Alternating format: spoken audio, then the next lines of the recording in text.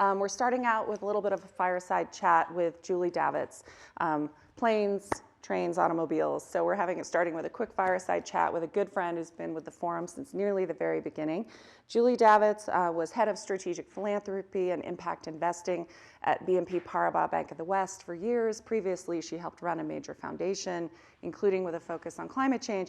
And she since has left her position to launch the Plus Media Solutions, who's our impact hub.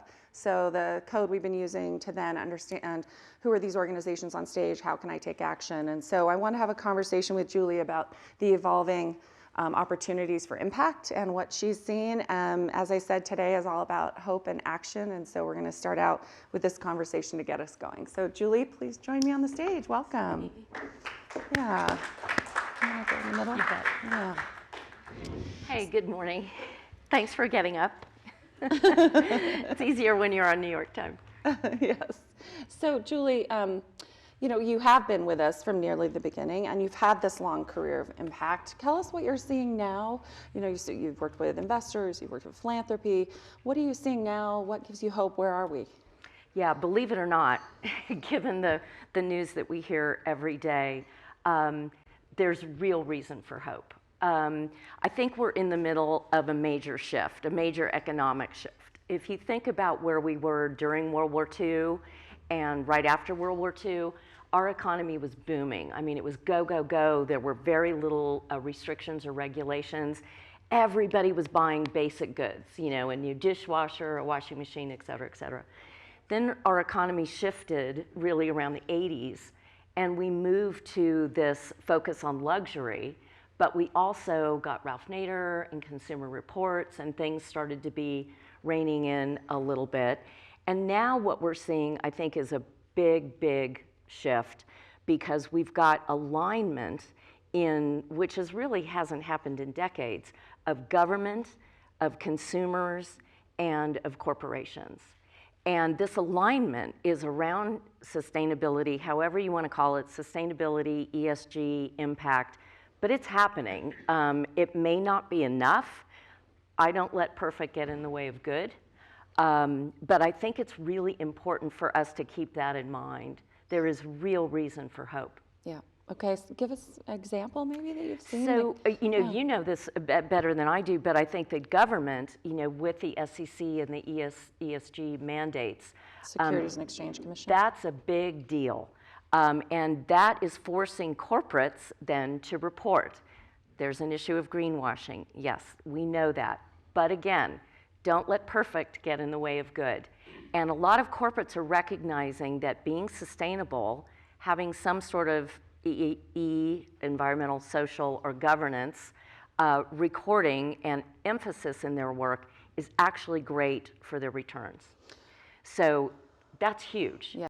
Then we've got the finance, the big finance. I mean, yes, we called out some yesterday, but there are also really good ones like Amalgamated and BNP, and we need to think about using those levers. Then consumers, this is huge, because we have just in the past 9 months alone, we've had $150 billion of consumer spending to sustainable goods. That's a great indicator. So we've got sustainable goods, we've got investors that are moving into everything from mutual funds to private equity around impact. This is all really important, and we can't lose sight of that because the train has left the station. 6 years ago when we were sitting here talking, we were pulling. Yes. Now consumers are pushing it. Yeah. So it's exciting, and you're right. The Securities and Exchange Commission came out with a new rule to require climate disclosure of corporations. And even though there were previously organizations like the Carbon Disclosure Project who were really critical in getting corporations to start to do that kind of reporting, having it be to the government. That greenwashing, right, that visibility makes it much more real, and that people can, ideally, the rules make it so that it's very clear when you're comparing apples to apples, who's really doing it, who's not. And there's a lot more liability if you misrepresent what you're up to. Right. And we could have a long conversation about measurement. I mean, we all know that these measurement issues are a problem. Yeah. But there are very little big movements that have gone quickly. Yes. So we need Yeah. to have some patience. Yeah, definitely. Well, tell us, you left BNP Paribas, you founded Plus Media Solutions. Why, and kind of where are you? So Plus Media, as some of you know, grew out of my frustration.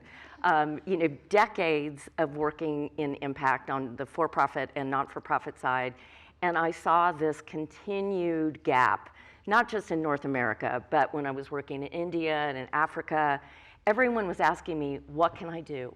What can I do? And everyone is also carrying around a phone, watching all of this, great, inspiring content. And I thought, wait a second, we've got billions of people out there that want to do something. We've got to give them the tools easily. So, COVID sort of gave me the push to say, I have to do something bigger and figure out a way to bring people action, easy action. And I have to say that the forum has been an inspiration for the creation of Plus Media, because the forum is all about solutions. It's where I met Mark, Eamon. I mean, all of the people here have really helped me create this bridge from inspiration to action. And the forum does the same thing for all of us that attend. Thank you. And so, tell us, you've now had the Impact Hub at film festivals, events. Give us an example maybe of where more recently you've had it in place, and kind of what's the vision? Yeah. So our vision is that our Plus will be ubiquitous, and every product, every event, every impact show that you watch has our Plus that you can click or scan, and you can get your curated and vetted menu of solutions. We've had tremendous response, as you said, from films, from events.